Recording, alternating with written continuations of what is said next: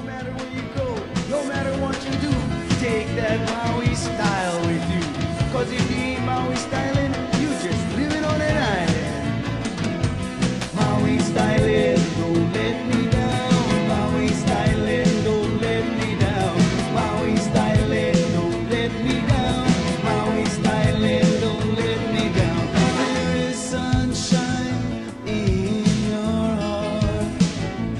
It's been with you from the start.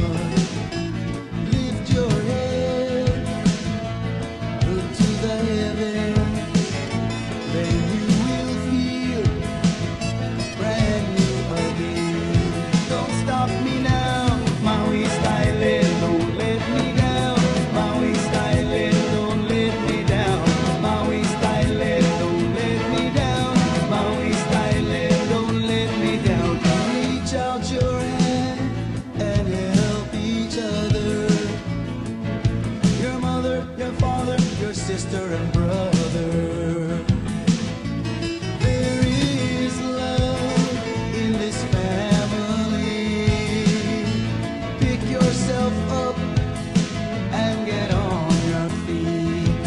Don't stop me now, Maui styling, don't let me down. Maui styling, don't let me down. Maui styling, don't let me down.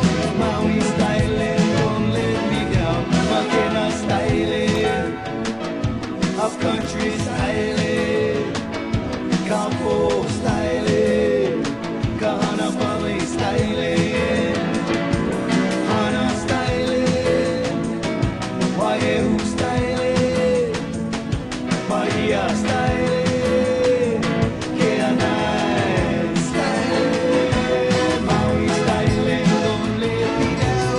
Maui styling, don't let me down. Maui styling, don't let me down. Maui styling, don't let me down. Maui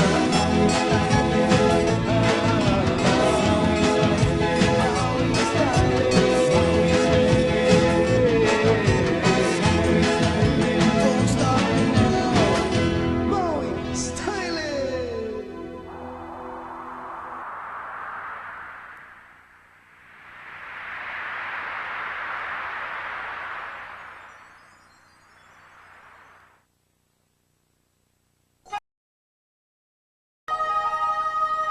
How are you doing today? I'm Jason Schwartz, and we're up close and personal this year with the Maui County Council candidates. And I'm sure that many of you already know our sitting council person in the upcountry seat. Is that what we call it? Upcountry? That's what it is. Upcountry seat, GLADYS BAISA. GLADYS, thank you for coming and joining us Oh, here. thank you for coming. I am especially happy to have a sitting council person who's been in the thick of it, who comes on the show. You know, sometimes it's happened in the past where people that get into office and suddenly they don't want to be talking and as open as they were before they got there. But your openness is much appreciated. Thank you very much. That's never been a problem with me. In fact, it's probably what I'm best known for. Open mouth, insert foot. No, no foot. Feet. Sometimes too, yes. I think it might be helpful, if we can, to quickly review your background before council to get your experience, and then come through the council period to where we are now. And I think most important is, are you enjoying what you're doing? Loving it. Loving it. Loving it. But You that were was born to be a council person then. that was not the first reaction. Yeah. For the first few months, I wanted to go home. Oh, why is that? Well, it was a big change for me. You know, for folks who know me, they know that I spent many, many years at MEO, and the last 20 some odd of them as the executive director. I used to be the fiscal director before I became the executive director. Oh. And so I spent these wonderful years doing nonprofit work where everything you did was appreciated and people loved you. And you made them happy, and they said thank you, and thank you for helping my mother. And all of a sudden, I became one of those very dreaded people called a politician. Oh. It was a rude awakening for me. The first time I picked up the paper and read a letter that was not very complimentary, I was brokenhearted. I understand. And I said, you know, I don't know if this was a smart thing to do. And as the months went by, I finally came to realize that that's the life of the politician. And no matter what you do, you never make everybody happy. Well, yeah, I was going to say, you can't please everybody. You have to obviously evaluate and make your own decision, you know. Well, you know, for me, like I said, that was a real big change because, you know, the nonprofit world is very different. But your experience has given you, obviously, the experience to evaluate. I mean, isn't that what your role mostly was before? How many years were you there? 37 years. How could you only be 39 now? I don't get that. Oh, God, we're going to have to really take care of you. Far from 37, dear. Oh, well. You've been there that many years. That's right. I started in 1969 and left in 2005. Wow. And just historically, before you at MEO, was a guy we all see around for a lot of years. None other than the famous Joe Suki, and I am Yeah. so proud of him. He was a wonderful mentor for me.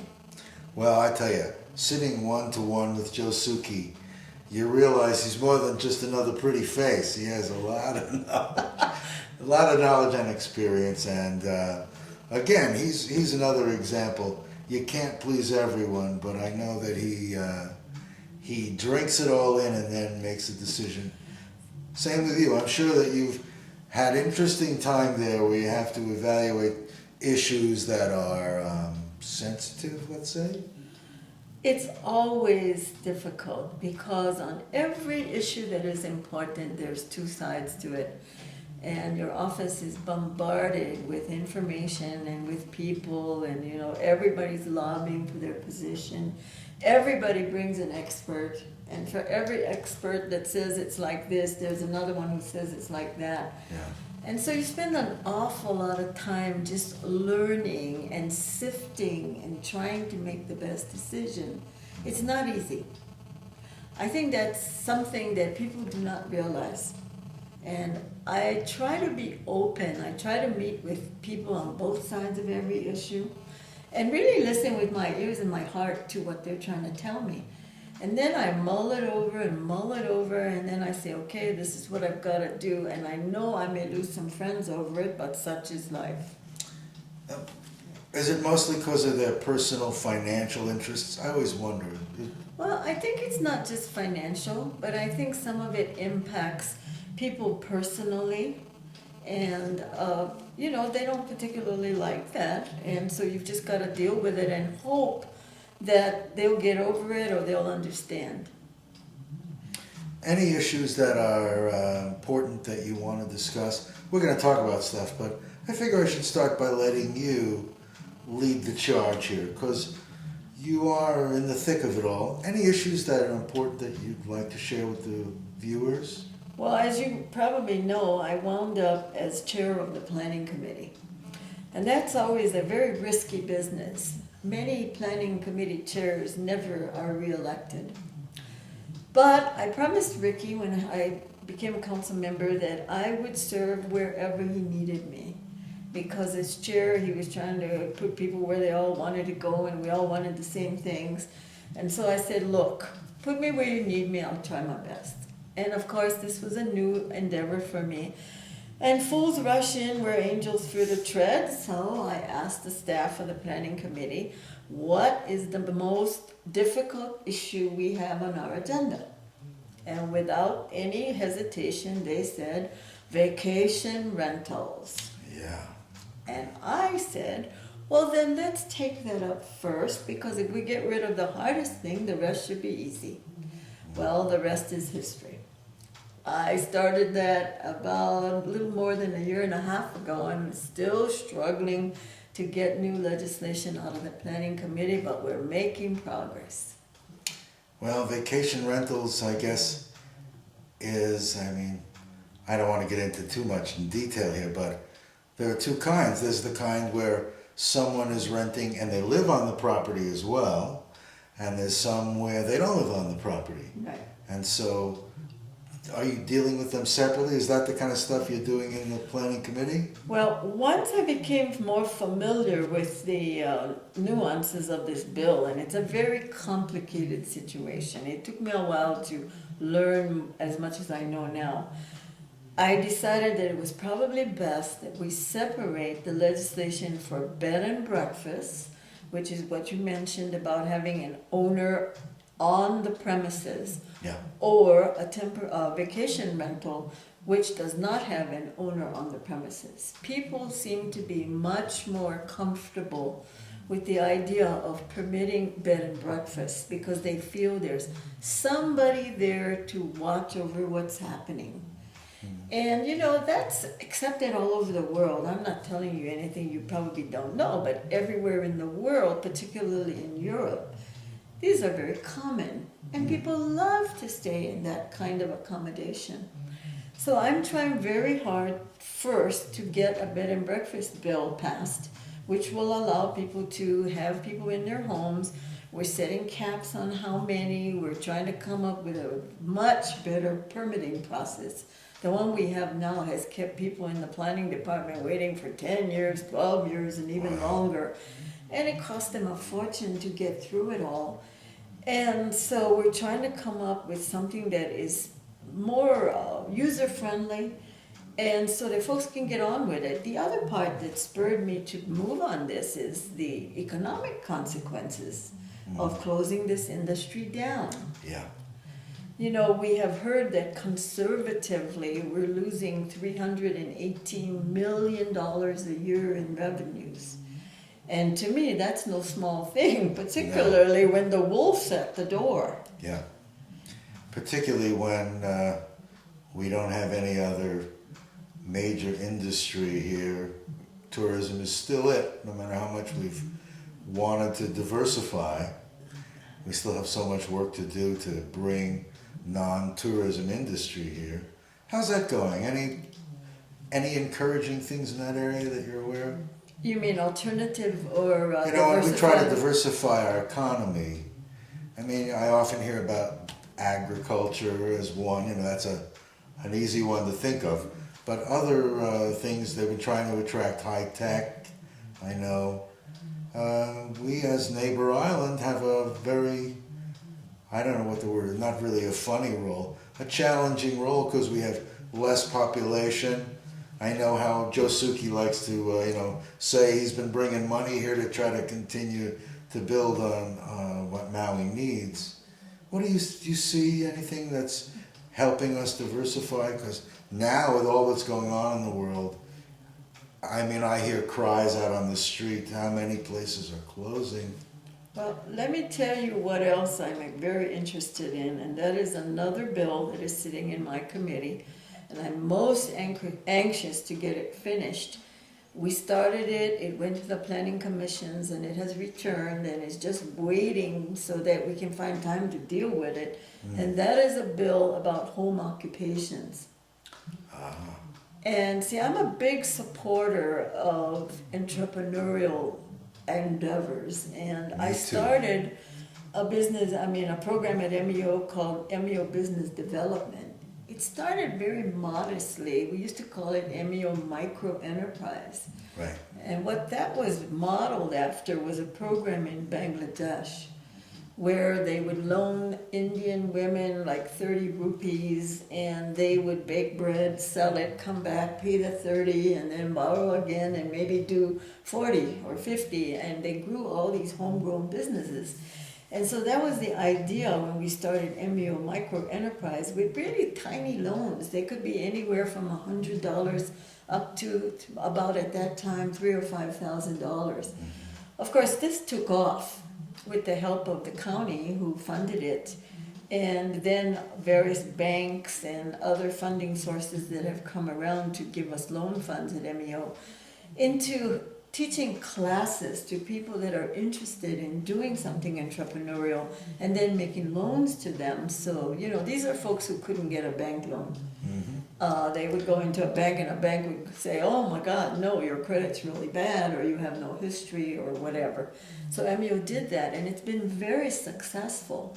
And I'd like to see people be able to do that in their homes without worrying about being in violation of law. Right.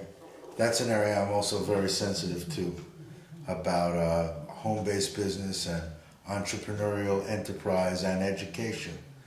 I think entrepreneurial and financial literacy are absolutely a big thing, and they go hand in hand. Well, you know, when you look at most major mega businesses, something like Avon, Amway, those things all started in the home, probably in a garage or a kitchen. Most of the people that are working in those are all still in their home, in their kitchen. That's right. You know, we all laugh because I don't remember, someone told me that before the Second World War, most people were self-employed and many others were home-based business. But then once war happened and all the men were leaving overseas, they had to find a way to attract people in. And so that's when the large corporations and large benefit packages and all pulled people to work for the man, to work for the big company. And we really are now finding there's a major desire to get into entrepreneurial things. So, well, I think there's right. many things driving it, Jason. One, of course, is the cost of commuting. Oh yeah. Secondly, childcare and elder care. You know, if you have a baby and you get to stay home and do whatever it is you're doing and take care of a young one, also you might be taking care of an aging parent. Yeah. It We're makes the sandwich perfect sense. generation. It makes the kids perfect, and the yeah. parents.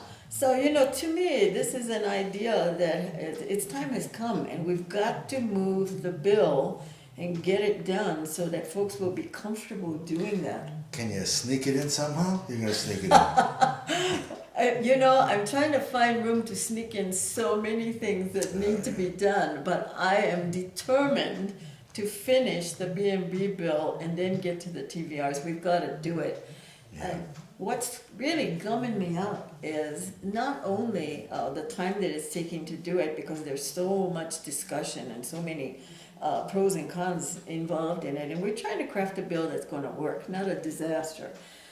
I am also facing a timeline in working on the general plan. Oh. And, you know, they have completed the countywide policy plan, and it is now in my committee waiting for us to get going on it. And because things are tired, you know, are just not enough time, it's sitting there like an 800-pound gorilla waiting and saying, come on, let's go. So I'm trying to wrap up B&B so I can at least begin on the countywide policy plan. And as soon as we get through with that, then the Maui Island plan will be right behind it. So we've got major work to do. And then you get to the home-based business. I'll sneak it in maybe in between, because these plans are going to take much time. Oh, I know, and I know how much work it takes. How many been a few years that the 25 people are working on the general plan? They're in their Wow. almost fourth year. Wow, that's a commitment too. In fact, on September 30th, they're coming to the planning committee to request an extension of time to complete the plan because they're behind. But I think it's important that we let them finish. This GPAC, or General Plan Advisory Committee, that's composed of 25 people, I'm so impressed with them. They have been working like, oh, you cannot believe the time, the hours, the energy that have gone into reviewing plans, making recommendations, sitting in endless meetings. I've tried to attend as many as I could because I wanted to know and have the background if it comes to my planning committee. And I say if because, you know, that means I'll have to be back and I'll have to be head of planning. And if I'm not, someone else will be. And if I'm a member of the committee, I want to understand the job, how the plan got to what they'd be giving us, so that I'm more prepared to address it. I actually know that, I'm not sure how many, but at least one person that I've talked to that's hopefully en route to council has been part of that general plan committee. What a great experience. I mean, like you say, it's time consuming, and there's only so many hours in a day, that's an issue. How do you do it? I mean, do you have lots of assistants there that sort of give you the juice of something, try to digest it and then bring it to you? Because I can't imagine how to be prepared enough to deal with all the things you have to deal with when sitting in that seat. Well, you know, when I first became a council member, there was this idea that people told me there was a part-time job. Of course, I kind of knew that was not true because I had worked very closely with council for many years in getting money for MEO, and I kind of knew that these folks worked really, really hard and long hours. Yeah. And so when I got in the middle of it, I realized immediately that this is much more than a full-time job. Actually, you're on almost all the time. It doesn't matter whether you're at Pukalani Superette or Maui Hauras picking up a loaf of bread.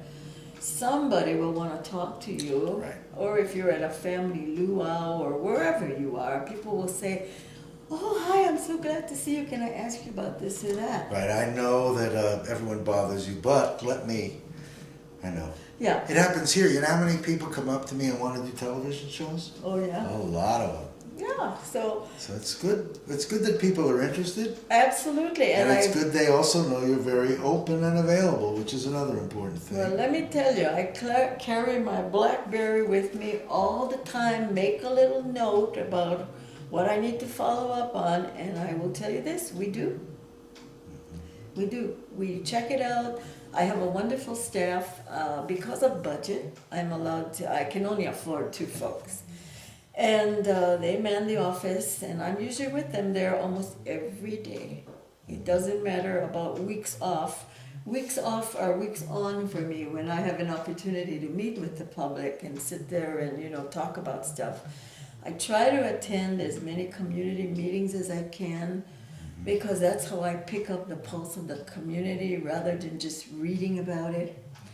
And every day you have to prepare for the next meeting that's coming up. So you're always researching, always trying to find out, making phone calls, talking to different people, because you need to have the balanced perspective.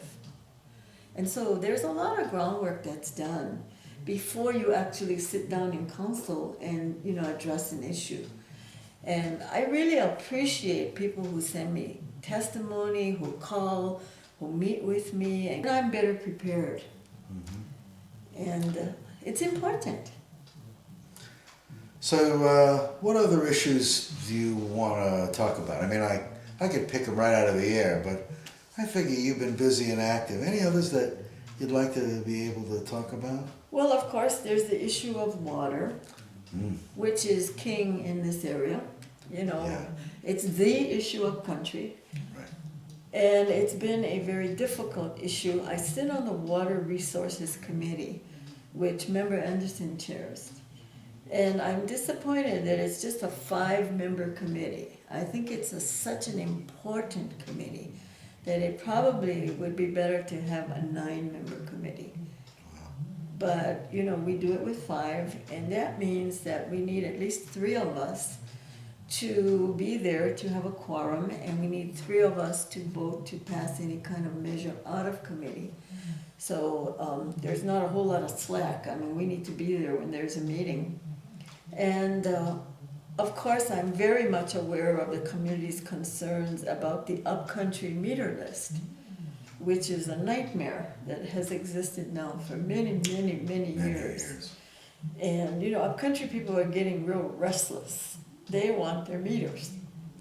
And all of the solutions that people have tried, which is like digging the Po'okala well, and now digging the Pi'iholo well, we all know that those have not worked in terms of providing answers to how do we deal with that upcountry meter list.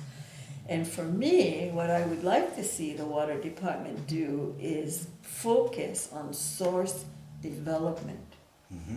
You know, we've been kind of sitting back waiting for other people to do it. And my take on it is that should be complementary rather than how we go about developing source. The county needs to do it.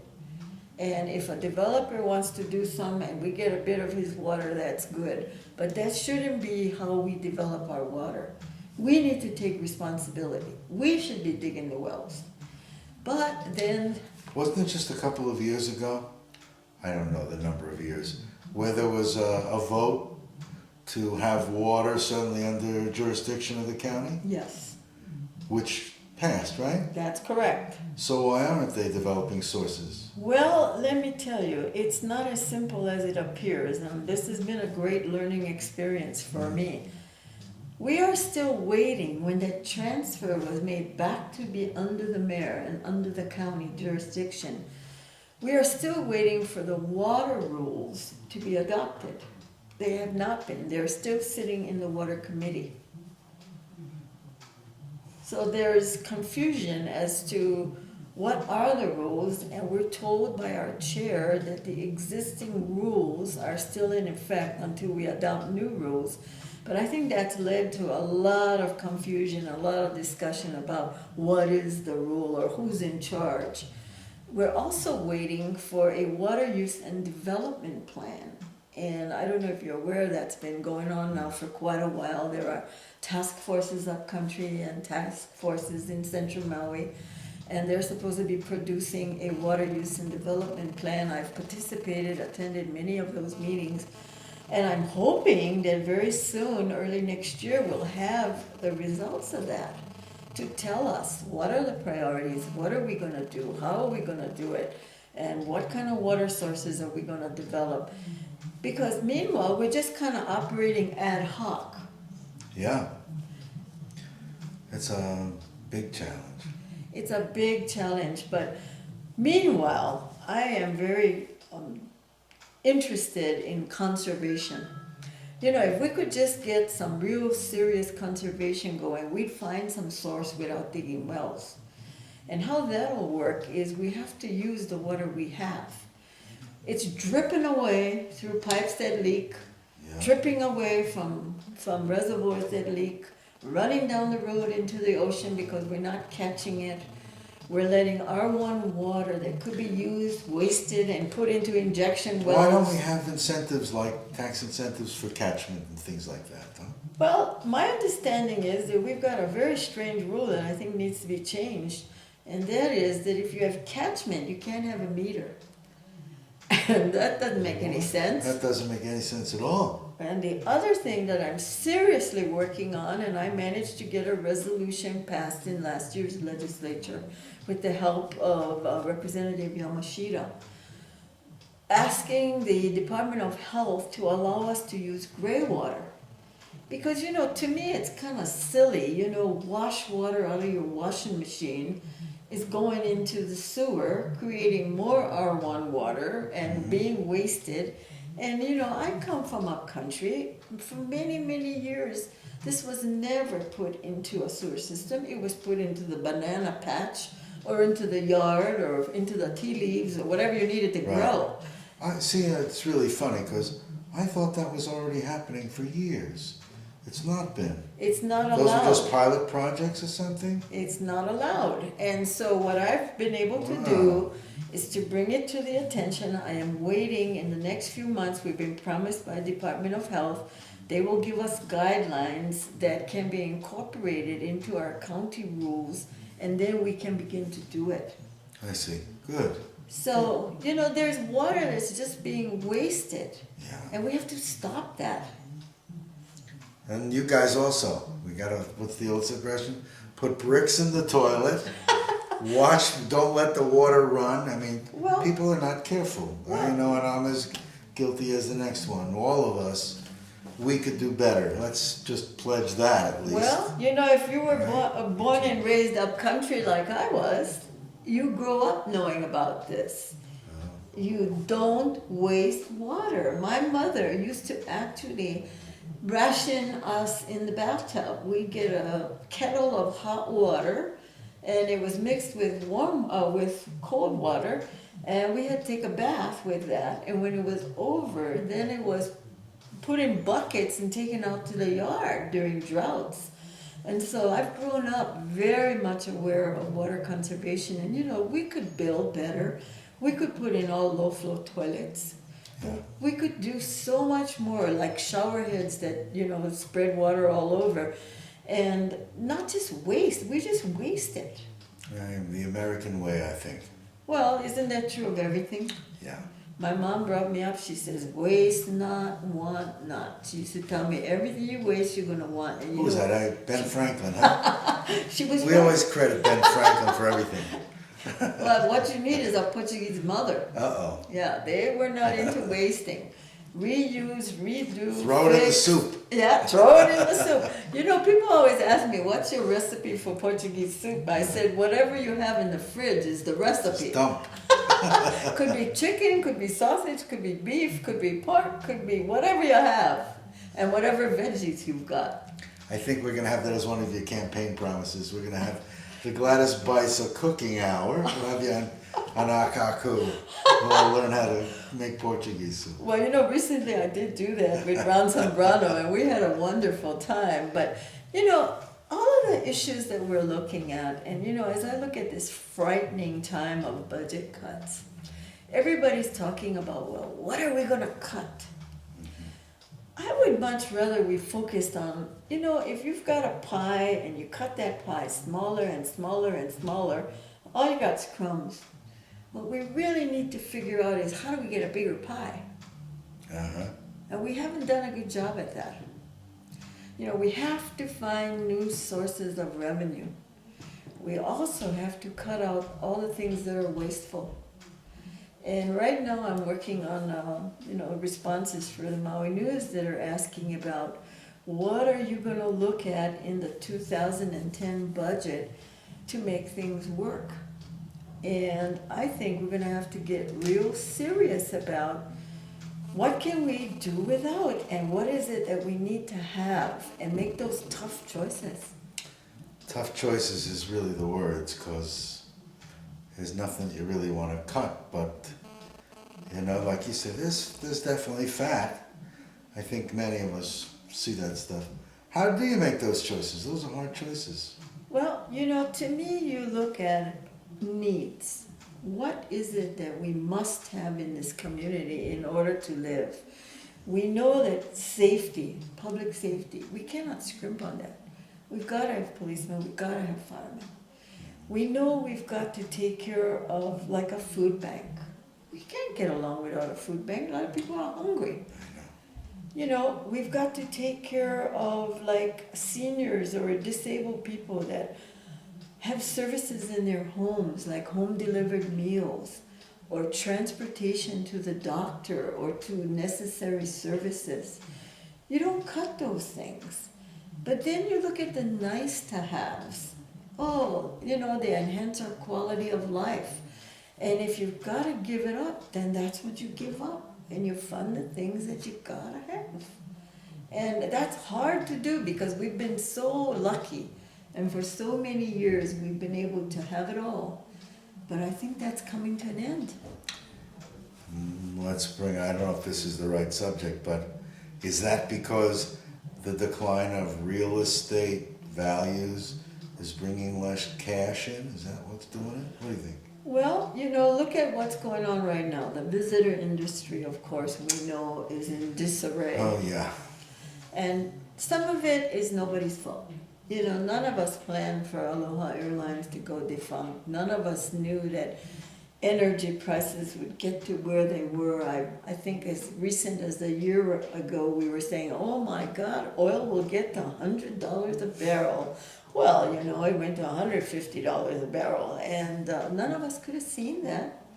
But what we could have seen was our dependence on it.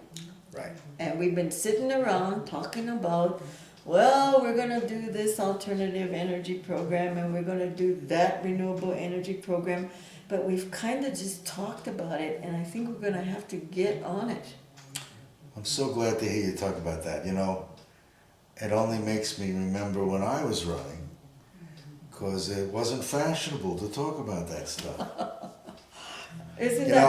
Now they're doing it and talking about it, but I remember when I was considered radical, because I'm bringing up things that now are, on everyone's lips. So it's too bad we can't all, look into the future and get those things here before it becomes crisis point.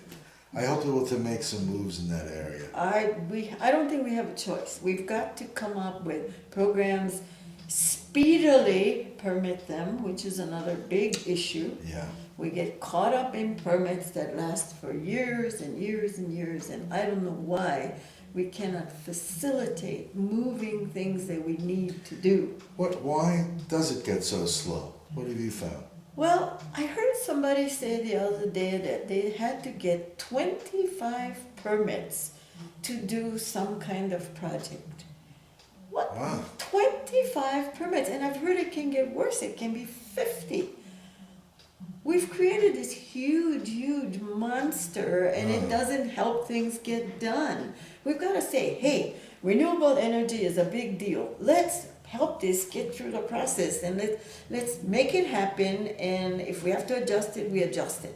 But it seems that we're so careful, and you know, I think a lot of that, Jason, is tied up in litigation. And you know how litigious we've become. We sue everybody over everything. Yeah. And so you keep trying to prevent that. So you have another permit and another study and another permit and another study, and nothing gets done. Why don't we outlaw litigation? Well, let's hope we don't have any attorneys listening. Well, that's right. But you know, they do keep us out of trouble, and God knows when you are in trouble, you need one now. But you know, That's true though. It's like everybody sues everybody on everything. And to protect yourself against future litigation, you keep adding permits, and you have to go through this door and then that door and then this door. Not to mention all the money spent on studies. Well, I don't know what to say about that. I remember, I think we all can remember. They were talking about how the reef in West Maui was dying. Uh-huh. And we were saying, well, it was from the nitrogen in the soil and the runoff. But no, they didn't want to believe that. So they spent $200,000 to come up with that answer again, yet again. And I looked in a Department of Energy, the United States Department of Energy book, and on page 3 of a 100-page study, it specifically mentioned the nitrogen runoff. It's like, why don't we learn from the resources around us instead of having to spend more for studies? And maybe in this computer age, if everything can be somehow entered where we can cross-reference, maybe we can cut down on stuff like that. And the permit people, there surely is enough data to make this process simpler. You know, it's ridiculous. I hear it every day. I hear it from developers, I hear it from business people, I hear it from homeowners just trying to get a permit to build a home. And I was talking with a fellow the other day. He says, you know, we have our water meter, we own our land, I am a contractor, I can help my son build this house that we want to build, and we have been waiting 8 months. Meanwhile, the cost of materials get higher. Oh, yeah. And, you know... Carrying costs are monsters also, you know. Yeah, well, you know, it gets down to this thing of make a decision. You know, when I meet with people and they're telling me about how difficult it's been for them, and they're so worried about how council will act on something, I've asked them many times straight out, you realize that if you come to council, you run the risk of being told no. And they say, yes, we understand. We would rather have a straight out no than wait and wait and wait because the meter's running. Yeah. You know, they've borrowed money, they're investing in a project, and they don't know, can we go ahead or can't we go ahead? And so the costs are mounting for them, and they may never get a return on that investment if things go bad. So they want to know yes or no. So, you know, I'm from yes or no. Let's move this ahead. I'm with you. Yeah, Seems like we've solved all the problems here today. How come we can't? Is it because there are 9 people? Maybe we should start a dictatorship. That would work. Well, they say, you know, the best form of government is a benevolent dictator, right? But well, it's really a funny animal. The system is a little bit unwieldy, and I know it's like, for example, each of the council people. This is one of my, I usually mention it on every show. Good. So we'll do it on this show. Each of the council people has a residency seat, but each of the council people are elected and represent all the people of Maui County on all three Absolutely. islands. So if you see Gladys Baisha and you say, gosh, I want to be able to talk to her, I wish she was my representative. She is your representative. You Absolutely. have 9 representatives. You know, that's a big misconception. Big. Out in the community, I have people tell me all the time, gee, I wish you were my representative because I know you represent our country, and they don't realize that we represent the entire county. That is one of the biggest. I wonder how many things that you'd hear. You know, we all say, probably there are answers to most everything we have to face in the fabric of our community. Absolutely. But people don't approach the council people because they figure, oh, I don't really have an easy time talking to that guy in whoever it is, South Maui or whatever. There's all kinds of personality things.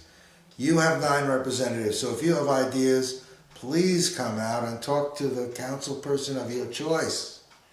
Because we really can't exist. Think of how much easier your job would be on council if the public would come out more and come to you before there's a hearing somewhere. Funny. Where they come personal and share. That's what the open door policy really is all about. I hope that all of you know these elections are benchmarks in time, meaning people that are out and helpful and active in all that go on, you don't have to just express your opinion every 2 years by how you vote. You can come out and be part of a process to make this a better place all the time, even on off years. Well, let me tell you, for those who may want some time to contact me, I am very available. I'm in my office, and if I'm not, my staff is there, and they will always relay a message to me. I will call you back. I try to return every single phone call. I also have a website. It's GLADYSBAISA.com, and you can go there and send us a message that way if you'd like.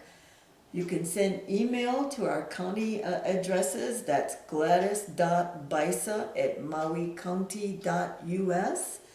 Or you can call us, or you can catch me in the grocery store. I really don't mind. Unless she has... No, you know, it's part of what we do, and I really enjoy all of my meetings with folks, regardless of whether they're for or against, angry or not. You know, my job is to listen and to try to help. I can just go all over the landscape with things. Affordable housing issue, transportation issue.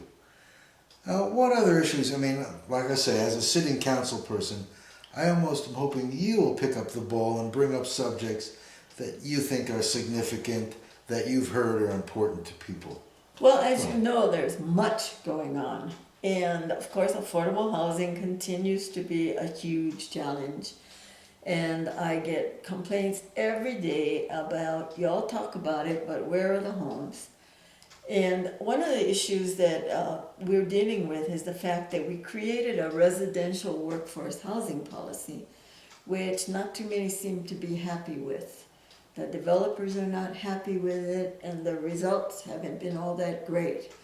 In fact, the one affordable housing subdivision that's been built on that affordable housing ordinance has resulted in 2 families getting an affordable house. And one of the problems is it's not quite finished.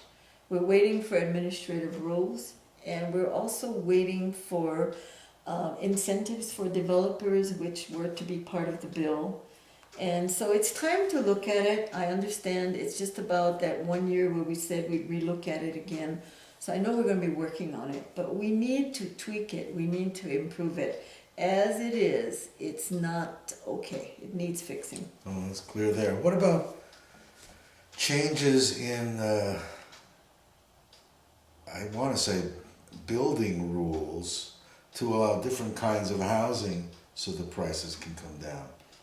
I mean, in different countries where we see in tropical climates, they have different kinds of housing. We surely want it to be safe, but maybe it doesn't have to. Maybe it doesn't have to be quite as whatever it is. Isn't that why we have all these? Well, I guess we go back to the permits thing again. It's just overwhelming, the kind of things that hoops we have to pass. Affordable means we have to simplify somehow, don't we? Absolutely. You know, our requirements are pretty stringent. And I'm told by the folks who do that kind of stuff that, well, it's necessary because we have to have, you know, things that are safe and that are hurricane proof and all of these requirements that we have to have. And then I have the other folks who come and say, well, what about approving bamboo? We have people coming in that want to do yurts and people that want to import construction that, you know, houses that are already pre-constructed or prefabbed, or I can't remember the name of what it is. But, you know, stuff that you can just bring in and set down real quickly. But there's always concern about safety and liability. And I think that's the issue. Well, we're going to have to come up with, as a society, some safe things that are less expensive. Absolutely. Because a lot of people would like to live in a different style that's less formal. Yes. In community kind of housing situation, all kinds of things.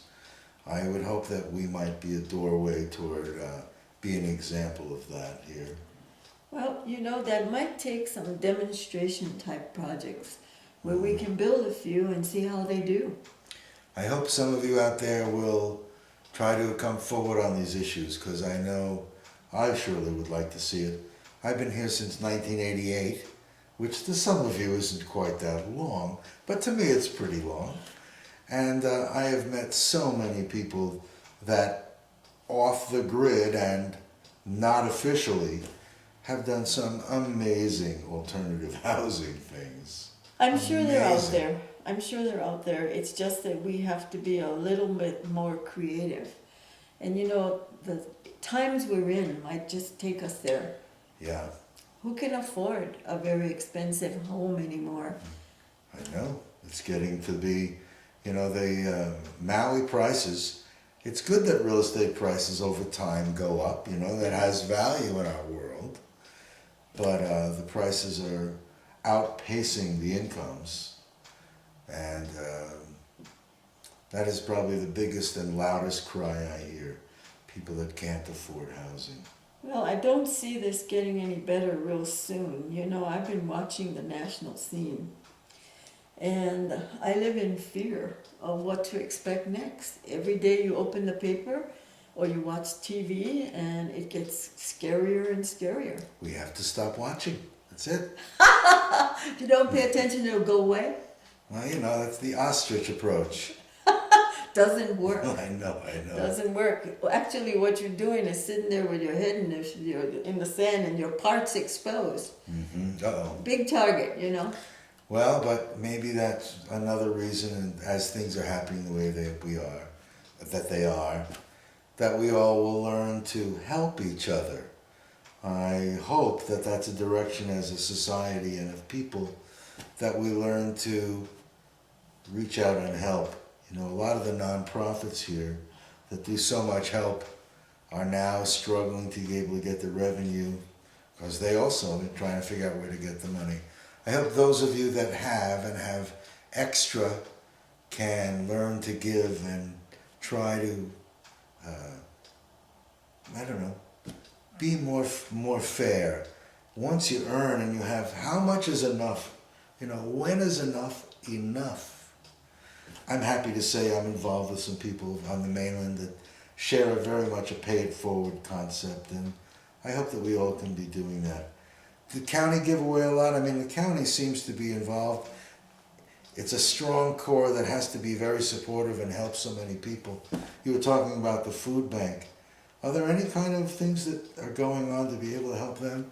The shelves are empty and bare. Well, let me tell you something very coincidental. As part of the B&B legislation that we're looking at right now, one of the things, or one of the ideas that was suggested was, if you want to do a B&B on ag land, which my committee is recommending be allowed, one of the requirements would be that you have to prove that you have earned at least $2,500 a year in income on that ag land. Now, the industry has suggested, what about an equivalent proof that you have donated $2,500 worth of products, agricultural products, to the food bank? I kind of think that's a really great idea. I like that. In fact, how about 5,000? How about 2 for 1 on the giveaway? Let's at least enjoy the value of wholesale, right? There you go. I mean, that would be interesting. That's a good way to do it, because there is no question that might be really a very big encouragement for people. Absolutely, because for one thing, the food bank, and I've worked in the poverty area for many, many, many years, and I know how hard it is for people with limited income to be able to afford fresh fruits and vegetables. Yep. And what happens normally is they buy carbohydrates, they buy canned foods, and as a result, their nutrition suffers, and then their health suffers, and then you got increased medical costs. So it might be a very viable alternative.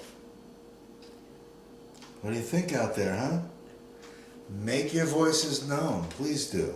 I would love to hear from the public what their reaction is. One of the things that's very disconcerting to me as a council member is a lot of times people do not tell us what they want. Do not respond. Don't tell us. Don't send us an email or a letter or make a phone call and say, I hear you guys are working on this. This is my opinion. And then we really don't have that input. And then when we do it, all of a sudden there's a lot of input. Yeah, that's the thing about you can't please everyone. That's about come on forward and express yourself. Very important. These guys don't bite. There are a couple that bite, but there's enough of them that are open and available. No, I don't bite. Actually, I really appreciate people who come and testify. Regardless of what they say or whatever, it's nice to know that people are paying attention. I've actually had people say to me, Gladys Baisa is so courteous to everyone when they come. You're actually known to be very receptive to people that are coming to testify. So. Thank you. I feel that testimony is just that. You come and you share your mana'o. And it's not for me to argue with you and debate the issue with you, right, but to accept your thoughts and your feelings and consider it for that. You've had the courage. It takes courage to come to council and to say.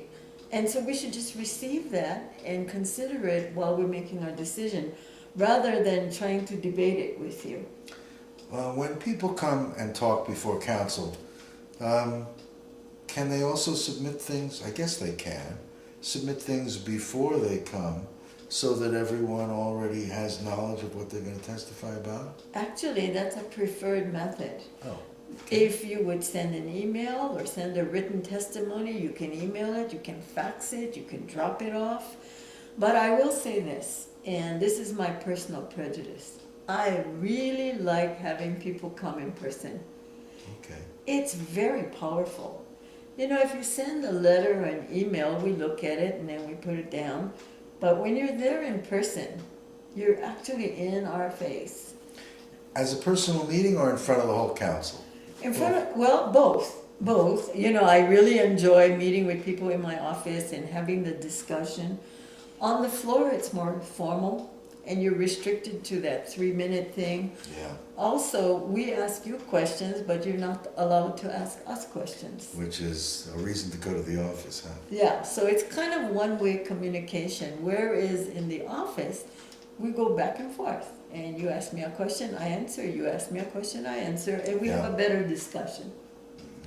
Yeah, I'm not really crazy about, the whole testimony thing and how it operates. People come, they speak at the beginning of the meeting, then we go into deliberations, and we're deliberating and asking questions among ourselves.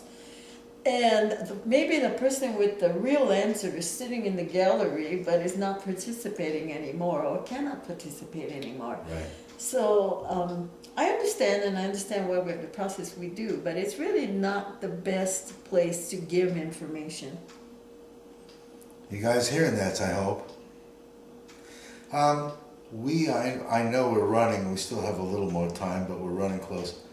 Well, give it a moment and think of what things you surely want to tell to our audience of viewers, but we also call you voters. I hope that you've all registered to vote. And I hope you'll all come out and remember once again, you've elected all 9 council seats, remember. I think if there's anything I'd like to tell the voters and the folks that watch this program is, you know, you can play an important role in how laws are made in Maui County because we work for you. It's not about me and what I think, it's about what you want and what you think, and then we try to make it work for you.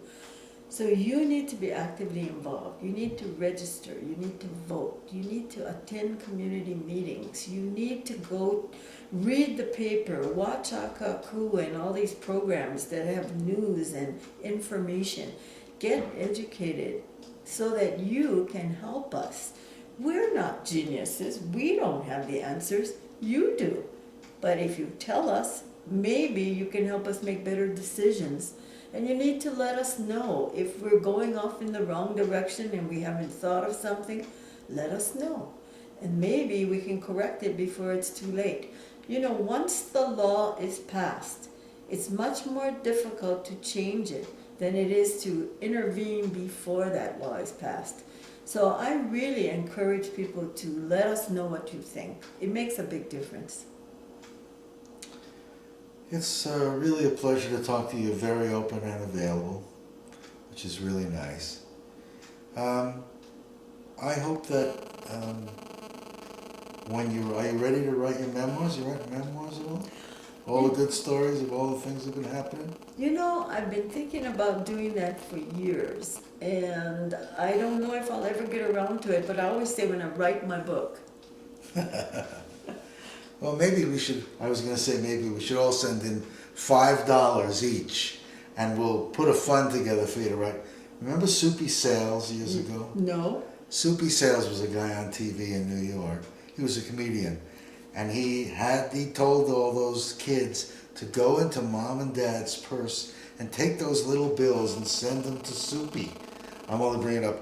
I'm just fooling, but I would really like to see, people like yourself who have had so many years of experience and so many stories, the history of Maui County and all that's been going on, and there's so many stories. Maybe some you wait until they pass away before you can tell the stories. Well, I've heard stories. I don't know why. I'm sort of a magnet. People tell me stories. But I know you have a lot of history in there and a lot to share. I hope that you'll find ways to be able to share. Well, I go way back to plantation days. Yeah. And I was here before there were hotels and not very many tourists. So I've been here a while. Well, thank you for joining me here, and thank you for all that you do serving on council. My pleasure. I hope that the people of Maui County will remember Gladys Baisa. How can you forget Gladys Baisa? And remember that it's really important, all of us, to be participatory in our democracy. Yes. That the more we all participate, the more we're going to find solutions that will meet everyone's needs, or surely find the ones that will meet most people's needs by getting together and not expecting them to make decisions that we like without input from us. Because there are so many answers, like you say, that are sitting in the gallery and are sitting out there with you guys. Yep. Share that information with us. You'll help us serve you better. Thank you very, very much for joining us. I really appreciate having you here. My pleasure. It was a real wonderful hour. It just flew by. Thank you. It flew by. And when you see those forums with 3-minute answers, realize there's a lot more that's behind, that you'll have to come and meet these guys. They're definitely approachable. I find that frustrating. There's always much more to say and they kind of cut you off, but that's okay. It's the system. Well, we're going to cut you off now, but we hope you'll come back and join us. And we hope also, Gladys, if you ever want to be sharing anything, that you'll come to me. I'm happy to do a show anytime. Wonderful. I look forward to it. Thank you for offering to do this with me. I really appreciate it. Thank you all for joining us, and we'll see you again. Aloha. Aloha. No matter where you go, no matter what you do, take that Maui style with you. 'Cause if you